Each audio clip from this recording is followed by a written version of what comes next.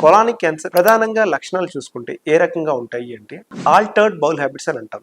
అంటే ఇది వరకు మోషన్ ఫ్రీగా అయ్యేది మోషన్ ఫ్రీగా అవ్వకపోవడం, లేదంటే కొన్నిసార్లు లూజ్గా అవ్వడం, అంటే నార్మల్గా కాకుండా రోజుకి 4-5 టైమ్స్ నీళ్లు విరోచనలాగా అవ్వడం, రక్తం పడడం, రక్తస్రావం అవడం మోషన్లో, బరువు తగ్గడం, ఆకలి తగ్గిపోవడం, నీరసంగా ఉండడం వంటి ప్రధాన లక్షణాలు. సో ఈ లక్షణాలు ఉన్నప్పుడు మనం ఏం చేయాలి? సో ఎప్పుడైతే మనకి మోషన్ సరిగ్గా అవ్వటం లేదో, లేకపోతే నువ్వు అనుకున్నట్టు ప్రతిరోజు ఇదివరకు వెళ్ళే మార్పు వస్తే, ఆర్ బ్లీడింగ్ వచ్చి బ్లడ్ తగ్గిపోయి ఎనీమియా కింద అనిపిస్తే ఇమ్మీడియట్గా డాక్టర్ని సంప్రదిస్తే మనకి కోలనోస్కోపీ అంటే యానస్ నుండి మనకి ఒక కెమెరాతో జాయిన్ అయ్యే ఒక ట్యూబ్ని పంపించడం జరుగుతుంది. సో ఇది ఈ కొలనోస్కోపీ అనేది మనం పూర్తిగా ఎంటైర్ పెద్ద పేగు రెక్టం మరియు పెద్ద పేగుని చూడడం జరుగుతుంది.